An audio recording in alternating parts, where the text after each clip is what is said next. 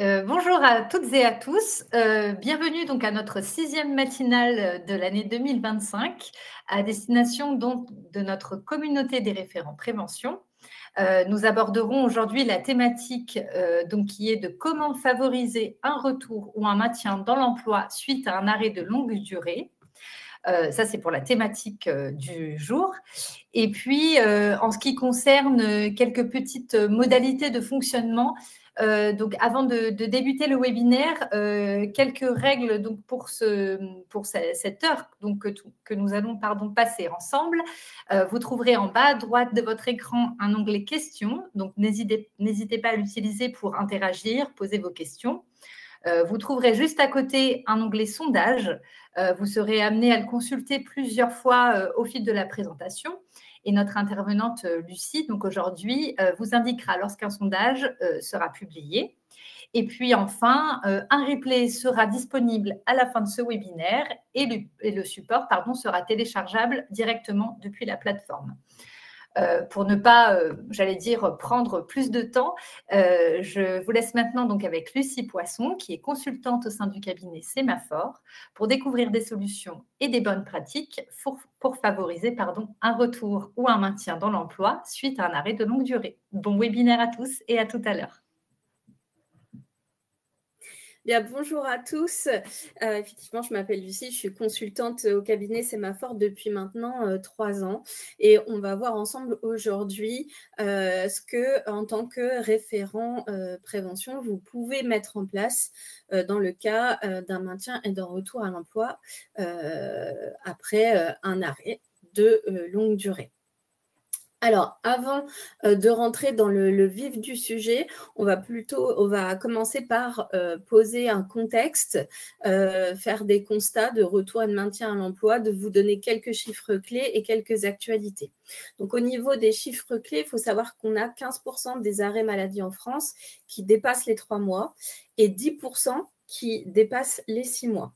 Le coût annuel pour les entreprises de ces arrêts maladie s'élève à 12 milliards d'euros. Donc ça, ce sont les chiffres de la DARES en 2023. Donc, au cas où la DARES, ça ne serait pas clair pour tout le monde, donc c'est la direction et l'animation de la recherche et des études statistiques. Donc, c'est un service de statistique publique. Donc, les causes principales des arrêts de travail qu'on va retrouver en France, c'est les troubles musculo-squelettiques pour 35%, les maladies chroniques à 25%, les risques psychosociaux pour 20%, les arrêts longs pour troubles sur la santé mentale, on bondit malheureusement de 36% entre 2016 et 2021. Et enfin, un salarié sur 3 ne reprend pas son emploi après un arrêt supérieur de 6 mois. On vous a mis un tableau avec les différents décomptes qui a lieu. Donc, je ne vais pas forcément rentrer dans le détail du tableau, juste peut-être repréciser quelques chiffres au cas où ce serait nécessaire. Le nombre, la différence entre les sinistres reconnus et les décisions favorables. Quand on dit qu'un sinistre est reconnu, ça veut dire qu'il est reconnu professionnellement. Notamment par la CPAM ou la MSA en fonction du système de sécurité sur lequel on est. Par contre, les décisions favorables, c'est le cran d'après, c'est-à-dire que la CPAM donne un avis favorable à la victime et donc confirme la reconnaissance, le statut de victime et du coup accepte le versement des prestations associées. Donc, au niveau du sinistre reconnu, on reconnaît que c'est pro, mais on n'a pas encore défini les responsabilités. Et le taux de décision favorable, là, on reconnaît les responsabilités, on reconnaît qui est la victime, et du coup, ça implique le versement, la reconnaissance des versements des prestations. D'autres chiffres clés qui vont vous concerner encore plus. Il faut savoir qu'en 2023, donc selon l'INRS, je vais y arriver, l'Institut national de recherche et de sécurité pour la prévention des accidents du travail et des maladies pro, je lis ma petite fiche pour ne rien oublier. Donc, les entreprises qui investissent dans des mesures de prévention voient leur réduction de 30% des arrêts maladie. Donc, c'est quand même assez conséquent. Les chiffres sont assez représentatifs. Les programmes de prévention des risques professionnels peuvent permettre aux entreprises d'économiser jusqu'à 2 milliards d'euros par an par rapport aux 12 milliards qu'on a vus tout à l'heure. Plus les interventions sont précoces, plus on a une réduction de la durée des arrêts maladie. Pareil, les programmes de prévention ont démontré qu'on avait une réduction de 15% de cas de stress et de burn-out. Et les entreprises avec des programmes de bien-être voient une amélioration de 10% de la productivité. Donc ça, c'est un chiffre Eurofound. Et Eurofound, c'est de la Fondation européenne pour l'amélioration des conditions de vie et de travail. Donc, ces chiffres pour vous montrer qu'en fait, la prévention, voilà, ce n'est pas juste des mots qu'on met, des choses qu'on met en place, on va dire, par mode, mais il y a une réalité dans leur utilité et il y a vraiment des études et des statistiques qui soutiennent la réalité du bien fondé de la mise en place de ces différentes mesures. Donc ça, c'est très important. De manière un peu plus RH, il faut savoir que depuis avril 2005, le plafond de rémunération de prise en compte pour calculer les indemnités journalières a été baissé. Avant, il était d'un maximum de 1,8 fois le SMIC et il est passé à 1,4 fois le SMIC. Donc, concrètement, jusqu'à présent, les IJ max pouvaient aller jusqu'à 53,31 €. Aujourd'hui, ne peuvent plus aller que jusqu'à 41,47 €.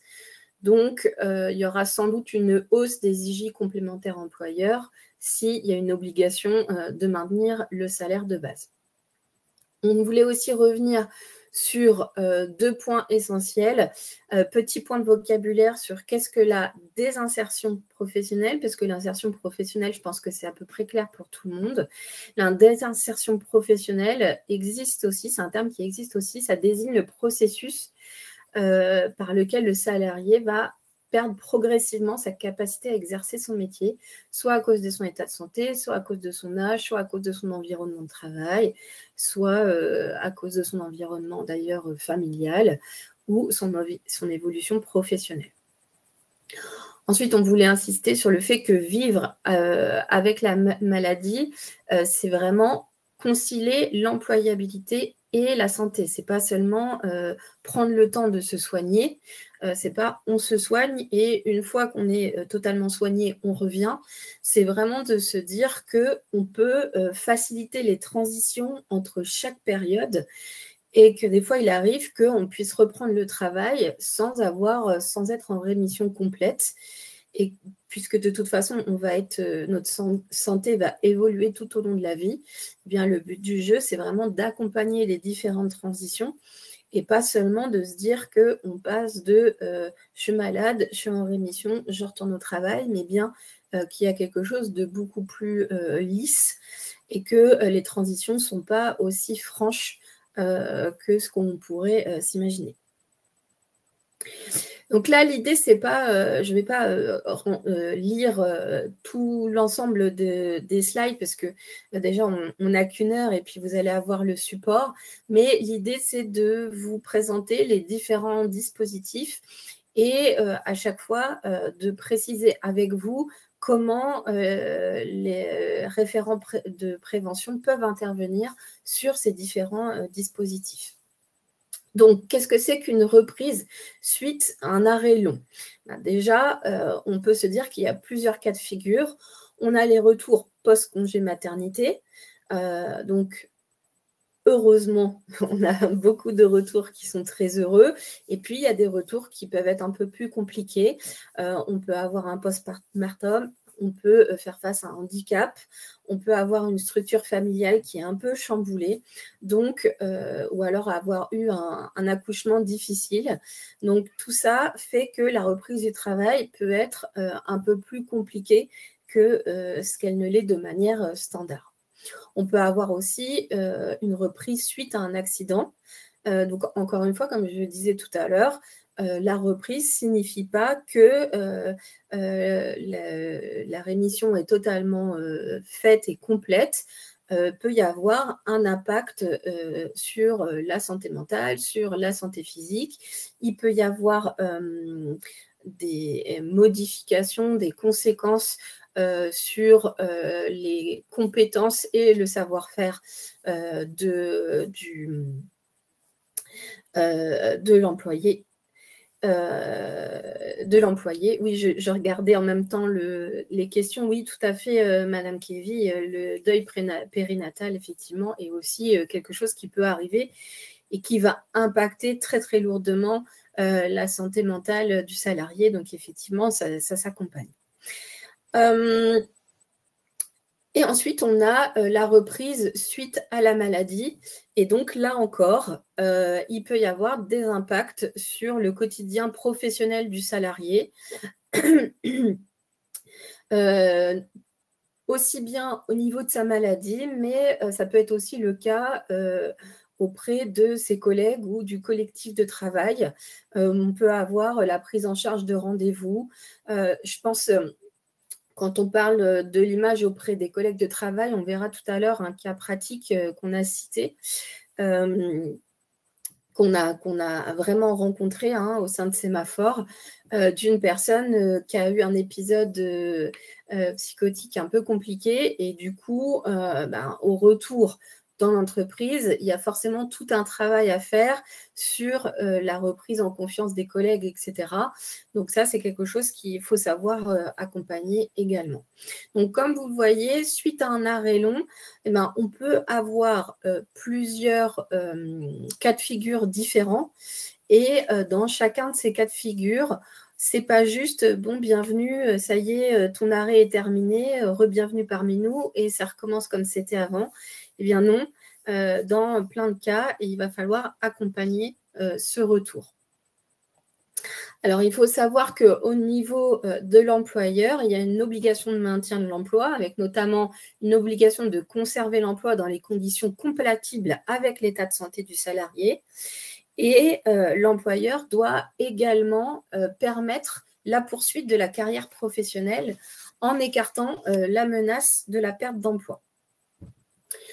Donc, ça veut dire quoi ? Par exemple, quand on travaille avec une situation de handicap, il va falloir éviter l'indésinsertion. Donc, il va falloir peut-être requalifier le salarié ou alors aménager son poste de travail, l'adapter, maintenir en poste malgré la seniorité. Donc, ça veut dire faire évoluer les compétences, soit proposer un reclassement, une requalification ou proposer des nouvelles formations. Et puis, permettre aussi l'action d'un proche aidant afin de concilier le rôle familial et le travail sans obliger les salariés à faire des choix qui seraient cornéliens. Donc, dans ce cas-là, on peut favoriser le recours à un temps partiel ou à l'aménagement d'un temps de travail pour aider ce rôle d'aidant. Donc là, c'était dans le cas où on avait un retour après un arrêt long avec un changement dans la situation familiale.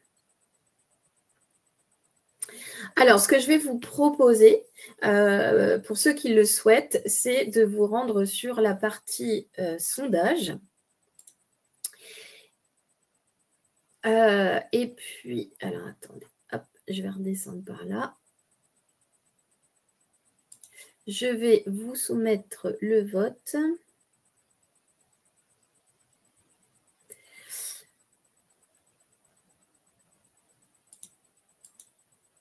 Donc, la première question, c'est est-ce qu'il est nécessaire d'être pleinement consolidé pour retrouver une activité professionnelle, à votre avis? Donc, normalement, le sondage devrait être publié, je pense.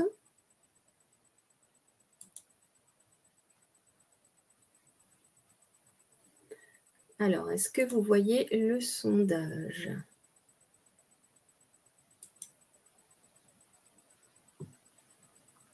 N'hésitez pas, pardon, je me permets, Lucie, n'hésitez Oui, pas pour les participants de peut-être nous faire vos retours dans l'onglet chat, juste pour qu'on puisse s'assurer que vous avez bien accès au sondage. Et si tel n'est pas le cas, on fera en sorte que vous puissiez le voir.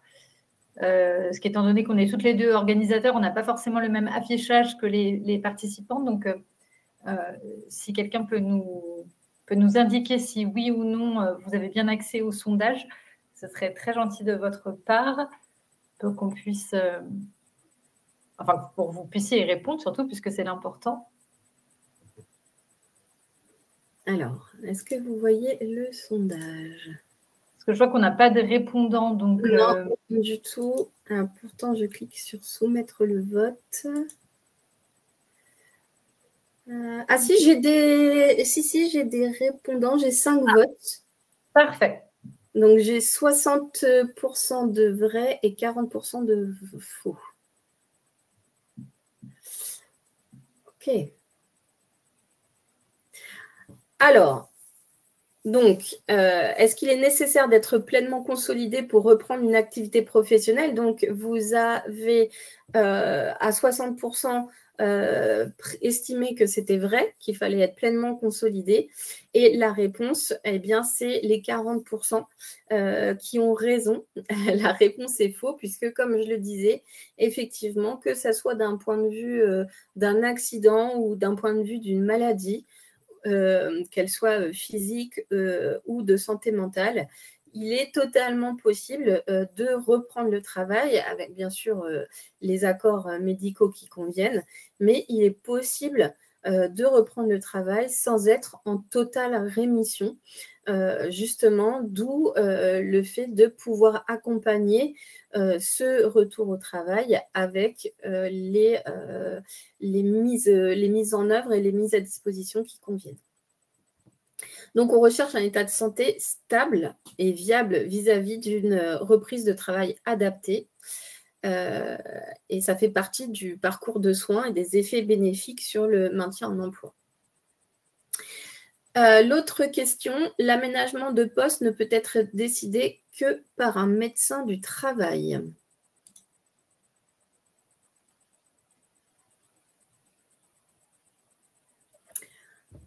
Alors là, j'ai 7 votes.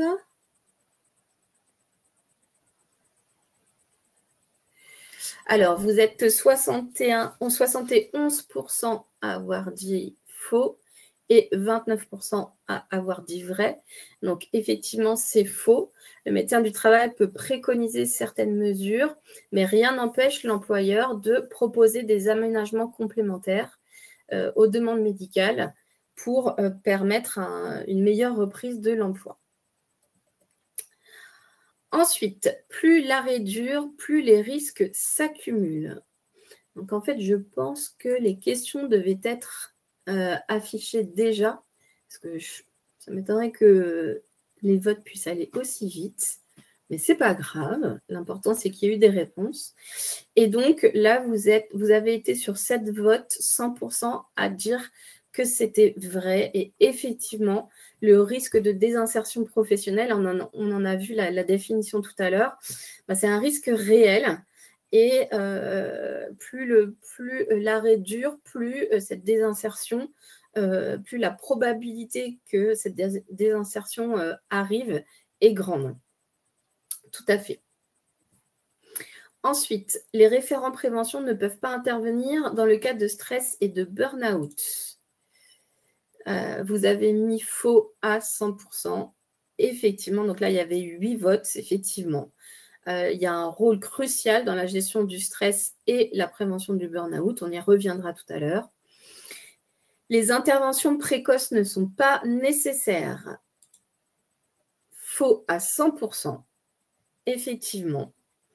Elles sont non seulement, elles sont essentielles puisque ça va permettre de diminuer les arrêts, la prolongation des arrêts maladie, notamment au niveau des risques psychosociaux. Et enfin, les aménagements de poste sont uniquement pour les personnes en situation de handicap. Vous avez mis faux à 100%, et effectivement, c'est le cas. elles peuvent être bénéfiques pour tous les employés et pas seulement pour les personnes en situation de handicap. Donc, vous pouvez demander une adaptation, un aménagement de poste, même sans être dans une situation de handicap. Après, à voir avec l'employeur dans quelles conditions c'est possible ou pas.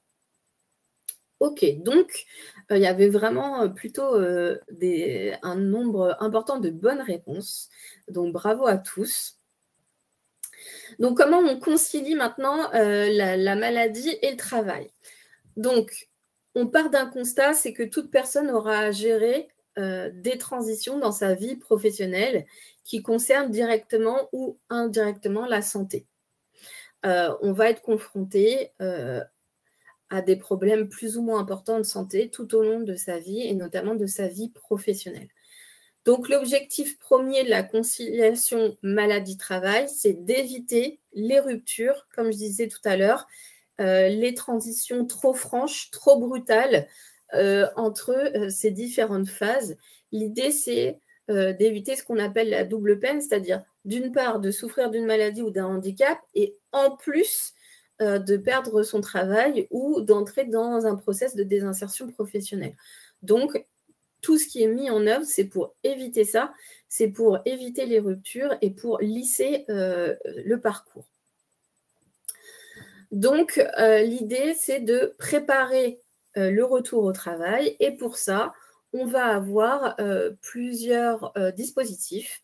Donc là encore, comme je le disais tout à l'heure, l'idée, ce n'est pas de vous lire l'ensemble de la slide, mais c'est plutôt de vous informer des différents dispositifs que vous pourrez consulter plus précisément ensuite avec le support et surtout faire un focus sur la manière dont vous pouvez intervenir sur ces différents dispositifs.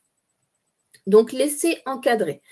L'objectif, c'est de valider le projet de maintien à l'emploi pendant un arrêt de travail. Donc, l'idée, c'est de tester sa capacité, de tester l'aménagement de poste s'il y en a un, pourquoi pas d'essayer un nouveau poste de travail ou de valider une piste de réorientation professionnelle. Donc là, on est plutôt sur une période relativement courte qui peut être renouvelée. Là, c'est vraiment, on ne s'engage pas encore tout à fait sur un retour effectif, mais on est vraiment sur une phase d'essai. On a aussi, depuis 2022, ce qu'on appelle le rendez-vous de liaison. Donc là, l'idée, c'est d'échanger pour anticiper les conditions de reprise de travail. Donc, c'est forcément 30 jours, après 30 jours d'arrêt continu ou fractionné. Et puis, il y a différentes règles.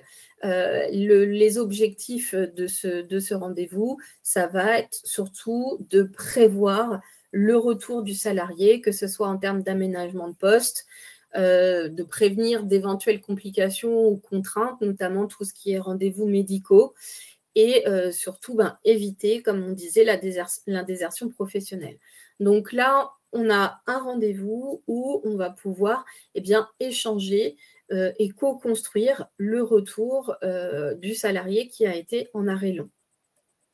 À ce niveau-là, il n'y a pas encore vraiment de test entre guillemets grandeur nature. On a les visites de pré-reprise. Donc là aussi, encore une fois, on est sur l'échange pour anticiper les conditions de la reprise du travail.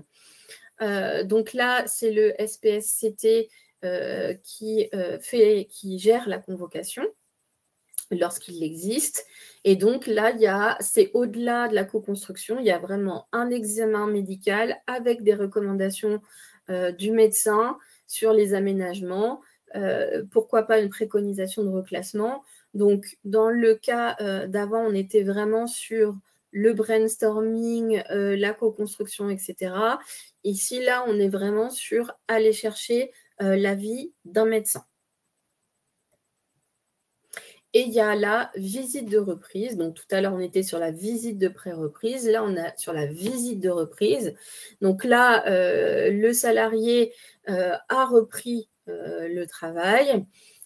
Et donc, l'idée, c'est d'analyser cette situation de santé et voir si le poste est toujours compatible avec sa situation de santé. Donc, l'idée, c'est que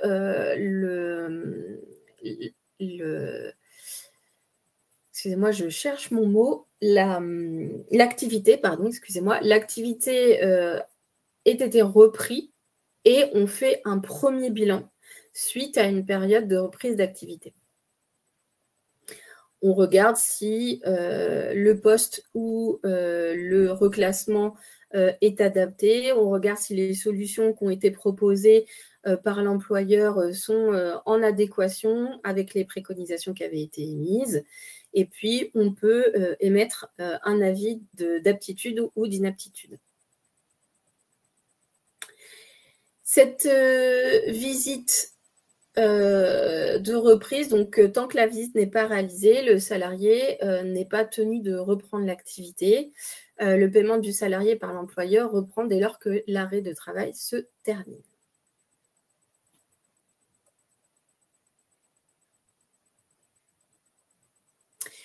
Alors, comment vous allez intervenir sur ces différents dispositifs?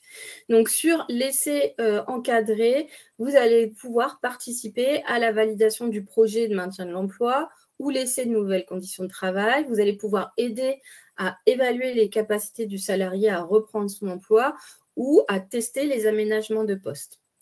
Lors du rendez-vous de liaison, vous allez pouvoir faciliter la communication et la préparation de la reprise. Vous allez pouvoir aider à organiser le rendez-vous, s'assurer que tous les parties sont bien informées et préparées, que la réunion se fait dans de bonnes conditions. Pour la visite de pré-reprise, vous allez pouvoir participer à la préparation et à l'anticipation des conditions de reprise. Vous allez pouvoir aider à recueillir les informations sur les besoins du salarié et préparer le terrain pour une reprise en douceur. Et enfin, pour la visite de reprise, vous allez pouvoir aider à la vérification de la compatibilité du poste avec la situation de santé et le suivi des recommandations. Et vous pouvez vous assurer que les conditions de reprise sont adaptées et que les recommandations du SPSCT sont mises en œuvre. SPSCT.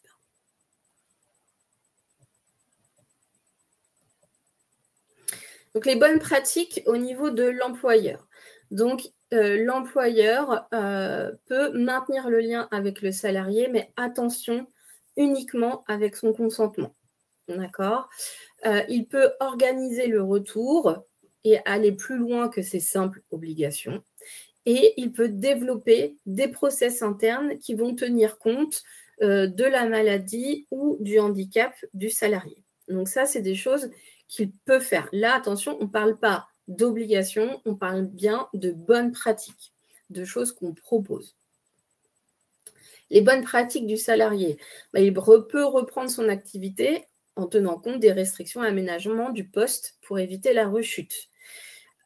Surtout, par exemple, au burn-out, si on parle d'un mi-temps thérapeutique, il faut que le salarié joue le jeu et qu'il n'aille pas au-delà de son temps de travail ou qu'il ne force pas sur sa charge mentale, etc. etc. Il faut maintenir le protocole de soins de suivi, il faut être sérieux sur les rendez-vous médicaux et puis être en alerte quant aux nouvelles difficultés qui pourraient apparaître. En ce qui vous concerne, les bonnes pratiques donc, du référent prévention, faciliter la communication et le soutien, que ce soit envers le salarié, envers l'employeur ou en tripartite, c'est-à-dire faire en sorte que la communication circule bien entre vous trois. Vous pouvez, on en a déjà parlé, préparer le retour au travail. Vous pouvez effectivement, au sein de votre entreprise, promouvoir une culture de prévention, c'est-à-dire pas seulement arriver en pompier, mais aussi dès le départ avoir un bon système de prévention pour éviter les accidents professionnels, par exemple. Et puis toujours suivre et ajuster, c'est-à-dire les salariés qui sont en reprise après un arrêt long, régulièrement être proactif dans le fait d'aller prendre de leurs nouvelles, vérifier que les conditions sont toujours bonnes vérifier justement que toutes leurs bonnes pratiques à eux, c'est-à-dire suivre les protocoles, respecter les préconisations qui ont été posées, les améliorations, que tout ça soit bien respecté. Donc, et ajuster si besoin, c'est-à-dire si vous détectez que soit il y a des nouvelles problématiques qui sont apparues, soit eh bien, des préconisations ou des mises en place qui ne sont pas respectées, eh bien, peut-être en discuter avec le salarié ou l'employeur en fonction de la problématique et proposer des mises en place d'évolution qui permettront un meilleur respect des nouvelles mises en place.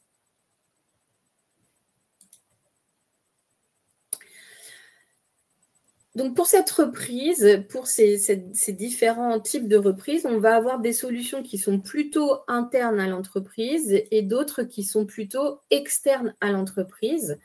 Donc, on a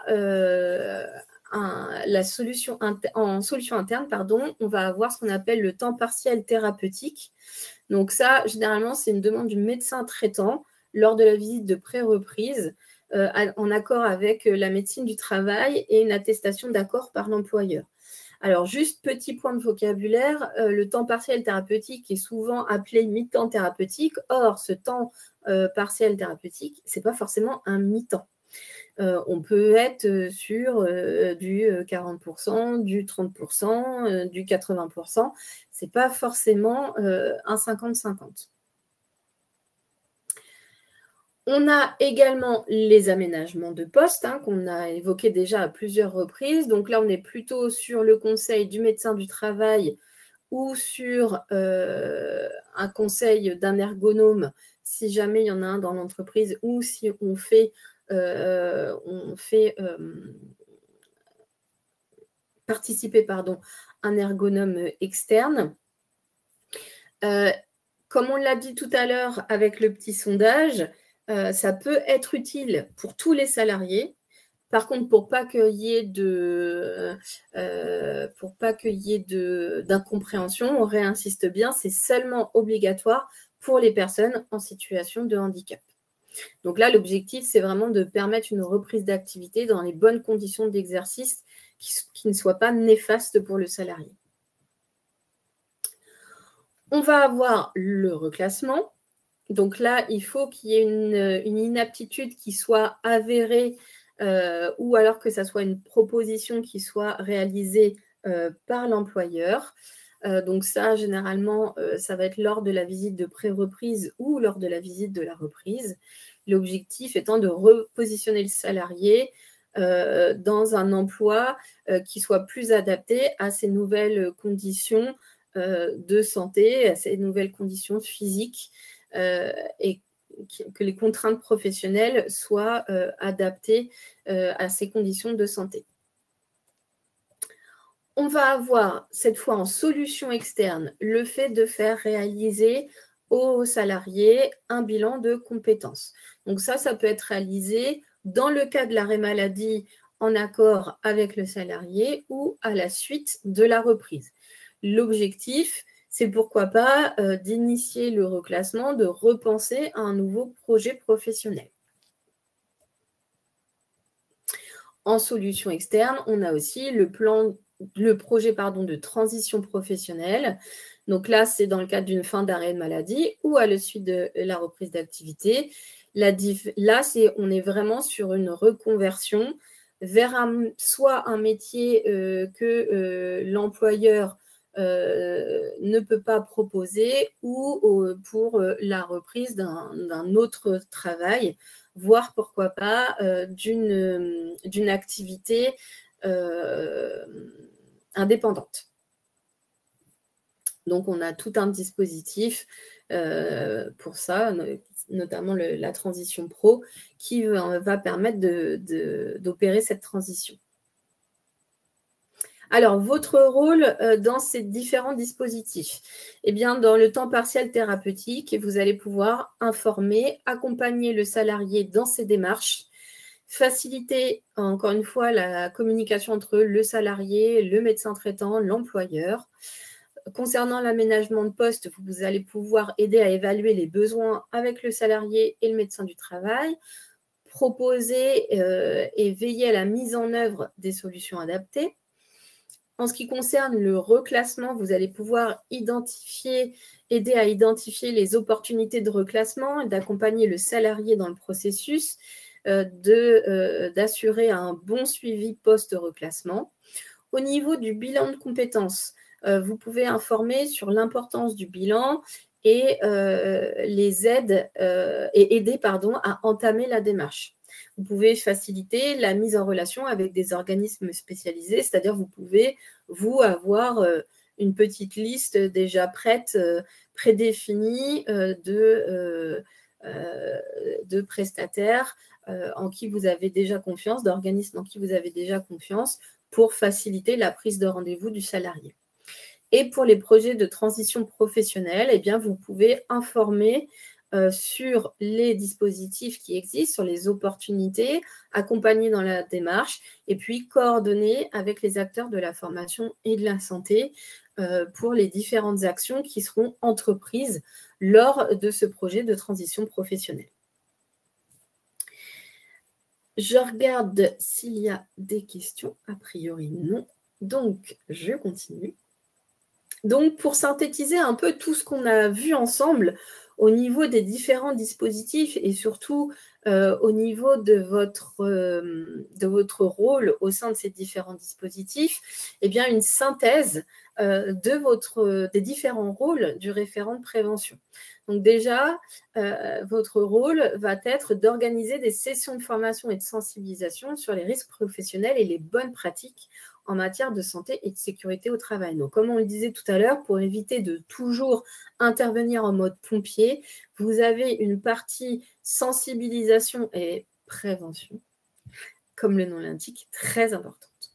Travailler avec les managers et les employés pour identifier et évaluer les risques professionnels, proposer des mesures pour les minimiser.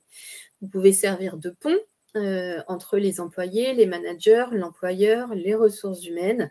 Donc, effectivement, vous avez un gros travail à faire pour fluidifier la communication et la rendre efficace entre les différents acteurs. Offrir un soutien aux employés en arrêt maladie. Donc, si c'est pendant l'arrêt maladie, c'est avec leur accord. Et si vous avez l'accord, effectivement, vous pouvez prendre des nouvelles, vous pouvez soutenir, vous pouvez faciliter le retour au travail, encore une fois, facilitant la communication avec les équipes, les ressources humaines ou les managers, encourager donc la culture de prévention, en mettant en place et en promouvant des pratiques sûres et en reconnaissant également les efforts en matière de santé et de sécurité en travail, c'est-à-dire en mettant en avant les efforts qui sont réalisés, voire en fêtant les réussites de développement de telles conditions quand elles sont mises en place. Vous pouvez aussi promouvoir les pratiques de QVCT qui vont permettre de prévenir les risques physiques et mentaux, coordonner les actions de prévention et de gestion des risques, assurer un suivi régulier des actions de prévention et évaluer leur efficacité. Je rajouterai ici assurer que c'est aussi un suivi régulier, pas que des actions de prévention, mais aussi des actions post-retour, comme on l'a vu tout à l'heure, hein, s'il y a un reclassement, s'il y a un bilan de compétences, vous pouvez être proactif dans le suivi du salarié qui est en train d'opérer de telles démarches de transition. Vous pouvez aussi faciliter la communication et la collaboration avec les professionnels de santé pour assurer le soutien optimal aux employés. On pense notamment, alors c'est avec l'accord du salarié bien évidemment, mais avec l'accord du salarié, vous pouvez totalement aider dans les démarches de prise de rendez-vous auprès des professionnels. Je pense notamment à certains métiers ou certains salariés qui peuvent avoir des difficultés, soit avec la langue française, soit avec la capacité de planifier des rendez-vous, soit des difficultés de lecture, d'écriture, soit qui n'arrivent pas à s'exprimer au téléphone, que sais-je. On peut imaginer comme ça plein de difficultés que peuvent rencontrer vos collègues. Eh bien, avec l'accord du salarié, vous pouvez avoir un accès sur ses conditions de suivi, sur les professionnels qu'il est censé rencontrer pour l'aider à planifier ses différents rendez-vous, l'aider, pourquoi pas si c'est quelqu'un qui n'a pas de permis, l'aider à se rendre à ses rendez-vous. Alors, je ne suis pas en train de dire que vous allez l'y conduire, mais vous pouvez l'aider dans la gestion de la prise des transports en commun, etc. etc. Donc, vous pouvez vraiment avoir un impact très pratico-pratique sur le suivi de la reprise post-arrêt long. Pour entamer la dernière phase de notre webinaire, on va vous proposer de vous exprimer, donc du coup par écrit dans la partie questions si vous le souhaitez, sur des cas pratiques. On va vous présenter des cas pratiques. Donc, premier cas pratique, c'est un retour de post-burnout. Alors, pour information, les cas que vous voyez ici, ce sont des cas, des cas réels qui ont été rencontrés par nous, les coachs et formateurs de Sémaphore. Donc, c'est vraiment des cas réels. Alors, bien sûr, les prénoms ont été changés, la photo n'est pas la bonne, on est bien d'accord, mais voilà, c'est vraiment des illustrations réelles. Donc, on a le cas de Sophie qui a travaillé pendant 15 ans au sein d'un hôpital public en tant qu'assistante sociale. Après plusieurs années de bons et loyaux services, elle déclare un burn-out et se retrouve en arrêt de travail. Elle est mère, seule, et la situation lui paraît inextricable. Donc, avant de vous montrer ce qui s'est passé, bien, je vous propose, si vous le souhaitez, de pouvoir nous mettre dans la partie questions. Si certains d'entre vous auraient des propositions à faire sur comment le référent prévention pourrait aider, pourrait intervenir sur ce cas. J'en profite pour me désaltérer.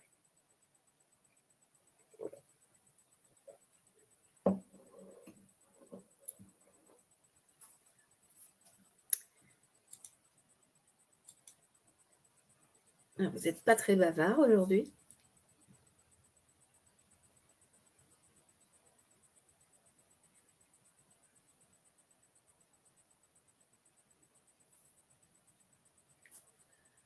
Alors, personne ne souhaite intervenir.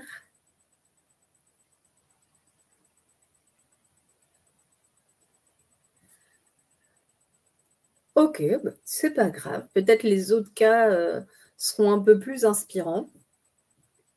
Alors, les sujets problématiques à la reprise. Donc là, Sophie ne voulait plus faire ce métier. Elle avait la volonté de reprendre une activité rapidement. Il y a eu des gros bouleversements sur le plan personnel et elle avait un questionnement plus global sur son avenir dans la fonction publique. Donc, son parcours de retour à l'emploi a été le suivant. Elle a fait un bilan de compétences pendant son arrêt de travail. Pendant l'arrêt de travail, elle a fait le choix de maintenir un lien avec l'employeur. Elle a eu un projet de reconversion dans le secteur de la communication événementielle. Elle a suivi une formation à l'INA qui est financée dans le cadre d'un congé de reclassement. Donc, cette formation, elle a duré 1 an. Et sa structure l'a repris en poste à la suite de sa formation et elle occupe désormais un poste de chargée de communication au sein de sa structure. Donc, la transition professionnelle a été réalisée, pas dans le même poste, mais dans un nouveau poste, toujours au sein de la même structure. Et la stabilité a été retrouvée après à la fin de l'arrêt de travail. Donc, comment aurait pu intervenir le référent pédagogique sur ce cas? Donc, il y avait le maintien du contact émotionnel et administratif avec le salarié, puisque là, le salarié avait souhaité, la salariée, pardon, avait souhaité maintenir ce contact. Le référent pédagogique aurait pu l'aider. Alors, je dis aurait pu parce que dans ce cadre-là, il n'y a pas eu de référent pédagogique à proprement parler. C'est les RH surtout qui sont intervenus. Donc, aider à identifier un organisme agréé pour accompagner dans la démarche du bilan de compétences. Le référent pédagogique aurait pu servir d'intermédiaire pour faciliter la communication et organiser les réunions de suivi. Il aurait pu informer sur les opportunités de reconversion et les financements disponibles. Il aurait pu assurer une collaboration avec les médecins pour une reprise adaptée, assurer un suivi régulier pour soutenir Sophie durant sa formation à l'INA et collaborer avec l'employeur pour un retour réussi dans le nouveau poste. Donc là, vous voyez que, encore une fois, il y a vraiment un impact pratico-pratique, il y a vraiment un impact fonctionnel, organisationnel important qui peut vraiment faciliter le retour du salarié. Autre cas, un retour post-cancer du sein après 3 mois d'arrêt. Donc, cette fois, je vais vous présenter l'histoire de Claire, qui était comptable, qui a 45 ans, qui est en poste depuis 7 ans dans le même cabinet. Claire a été diagnostiquée avec un cancer du sein et a subi une mastectomie, je vais y arriver, suivie de séances de radiothérapie. Son arrêt a duré 4 mois, mais elle a ressenti une fatigue chronique. Le bras droit était inflammé et c'était difficile pour elle de mobiliser son bras. Et elle avait des difficultés à se concentrer sur son retour. Alors, est-ce que ce cas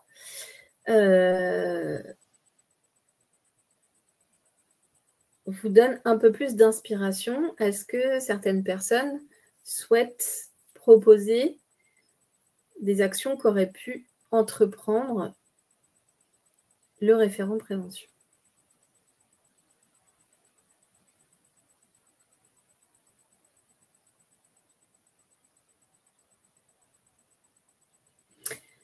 Toujours pas. Ok, pas de problème, on continue. Donc, les sujets problématiques à la reprise. Donc, on a parlé de fatigue persistante, surtout en fin de journée, de l'inflammation et de la mobilité de l'épaule qui a été réduite, de la difficulté à gérer des dossiers complexes qui nécessitent une concentration soutenue, et puis une appréhension liée au regard des collègues. Donc, il y a eu des aménagements organisationnels, donc des horaires aménagés de 8h à 15h pour éviter les heures de pointe et lui permettre de se reposer. Un poste de travail plus ergonomique avec un fauteuil adapté, un écran anti-fatigue visuelle, un recours aux collègues pour porter en cas de difficulté ou l'accès aux archives en hauteur, du télétravail 2 jours par semaine pendant 3 mois. Il y a aussi, ont été mis en place également un soutien psychologique et un suivi médical. Donc, Claire a rejoint un groupe de parole, une association de femmes victimes du cancer du sein, et fait vivre l'association dans l'entreprise pour promouvoir la prévention. Elle a été suivie par un kinésithérapeute et elle a fait du sport adapté avec un suivi médical régulier. Aborder le sujet de la RQTH. Oui, effectivement. Dans ce cadre-là, le référent prévention aurait pu effectivement échanger avec Claire sur une déclaration RQTH potentielle ou pas. Vous avez tout à fait raison, Sandrine. Ça fait effectivement partie des missions du référent prévention. Le résultat, c'est une reprise du poste à temps plein 6 mois après. Malheureusement, une récidive 2 ans après qui a été heureusement détectée précocement précocement. Un mi-temps thérapeutique qui a permis de ne pas recourir à l'arrêt. Donc, au-delà du sujet RQTH, qu'est-ce qu'aurait pu faire le référent prévention? Eh bien, il aurait pu maintenir, encore une fois, le lien régulier, travailler avec le manager sur les horaires aménagés et le poste de travail ergonomique, assurer le suivi avec le kinésithérapeute et le médecin, selon la volonté de Claire, encourager la participation au groupe de parole, l'aider à promouvoir la prévention et l'intégration de cette association au sein de l'entreprise, organiser des sessions pour réduire l'appréhension et favoriser l'environnement bienveillant, puisque, on l'a dit, Claire avait craignait un peu le regard de ses collègues. Et enfin, assurer un suivi continu pour ajuster les aménagements et soutenir Claire dans son retour. Voilà pour le deuxième cas. On va partir sur un troisième cas que j'ai évoqué rapidement tout à l'heure. Donc, un retour post-congé suite à une phase aiguë de bipolarité. Donc, Thomas, 26 ans, développeur informatique, donc diplômé depuis 2 ans en ingénierie informatique. Thomas débute sa carrière sans faire de vagues. Un week-end, Thomas a connu une bouffée délirante avec des épisodes hallucinatoires nécessitant une hospitalisation d'1 mois avec passage en psychiatrie, puis arrêt total de 2 mois. Son traitement a été ajusté, mais provoque chez lui un ralentissement cognitif. Et donc, encore et toujours la même question, à votre avis, dans ce cadre, qu'est-ce que peut apporter le référent prévention?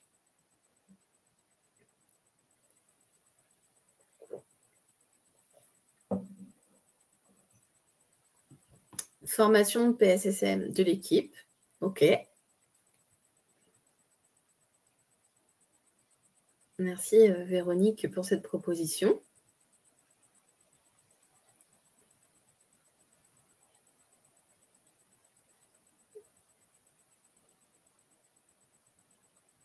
Est-ce qu'il y a d'autres propositions?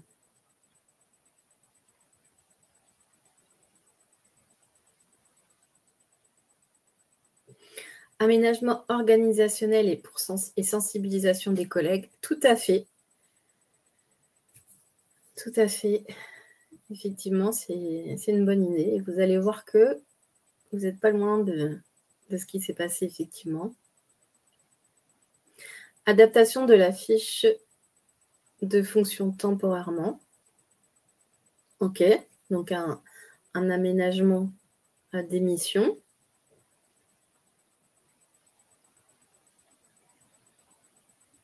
Accompagnement auprès des professionnels de santé. Oui, effectivement. Permettre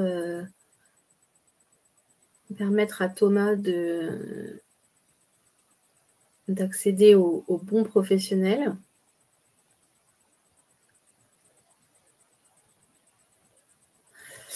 OK. Bah, écoutez, merci pour toutes ces propositions qui sont toutes effectivement très pertinentes. Donc, qu'est-ce qui s'est passé? Donc, les problématiques, c'était la difficulté à se réadapter au rythme de travail en open space, l'impact de la médicamentation, on en a parlé, une crainte de la stigmatisation liée à sa maladie et un besoin de flexibilité pour ses rendez-vous médicaux.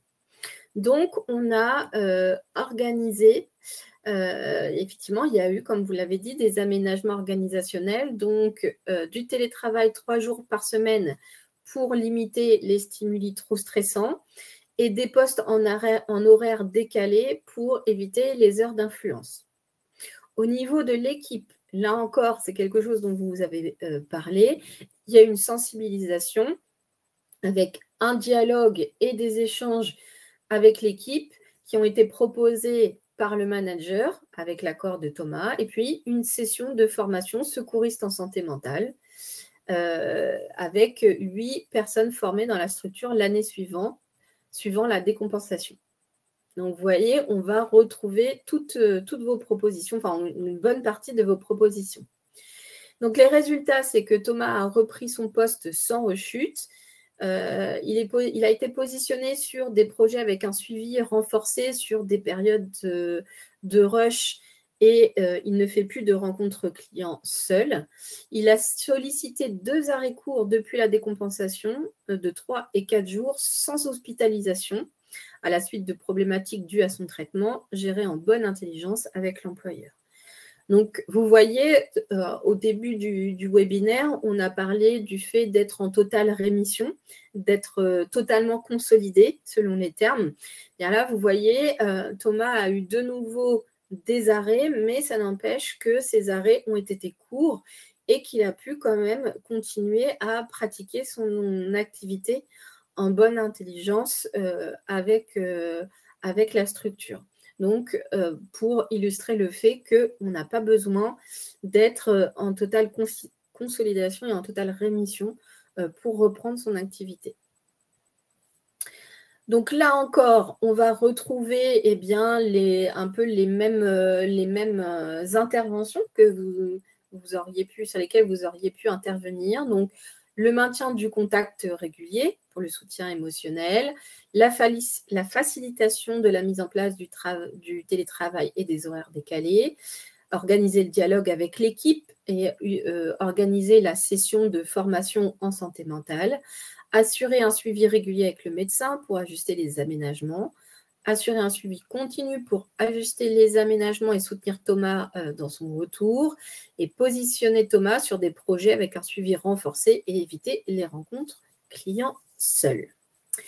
Voilà un peu, je crois, non, il en reste un dernier. Alors, comme il ne me reste pas beaucoup de temps, je vais redonner la main à Lydie, sauf s'il y a des questions. Je ne crois pas, en tout cas, et n'hésitez pas à vous exprimer dans le chat ou dans l'onglet questions. En effet, merci beaucoup Lucie pour cette présentation très enrichissante, déjà dans un premier temps. Et pour donner suite à cet échange, donc, nous organisons un atelier d'échange le 4 décembre, donc de 9h à 10h30, qui sera donc également animé par Lucie, qui nous a accompagnés aujourd'hui, donc pour aborder les outils que l'on peut déployer et mettre en place pour un retour à un maintien en emploi durable. Donc, n'hésitez pas à vous inscrire via le lien que je vous partage de ce pas sous forme de notification. Donc, normalement, vous avez une petite fenêtre, une petite pop-in qui s'est affichée en bas à gauche. Donc, n'hésitez pas à vous inscrire donc pour la session du 4 décembre à 9h si vous êtes disponible. Et puis, comme il nous reste, disons, 2-3 minutes, n'hésitez pas, voilà, si vous voulez vous exprimer sur le webinaire d'aujourd'hui. En tout cas, merci beaucoup Lucie pour cet échange qui, j'espère, aura été bénéfique pour nos participants aujourd'hui. Merci à vous pour votre accueil et votre attention. C'était un plaisir d'animer ce webinaire. Alors, est-ce qu'il y a des questions? Je jetais un œil aussi, mais je ne crois pas. Non, écoutez, peut-être. Eh bien, merci à vous. Merci Angélique, merci beaucoup. Et merci à tous, évidemment. Et au plaisir donc de vous retrouver pour un prochain webinaire ou donc pour cet atelier à venir. Et écoutez, si tout le monde s'est exprimé, on ne va pas vous retenir plus longtemps. Je me permets de vous remercier encore une fois, Lucie. Et puis, je vous souhaite une très belle journée. Et puis, et à vous tous également. Et à très bientôt. À bientôt. Au revoir. Merci. Au revoir.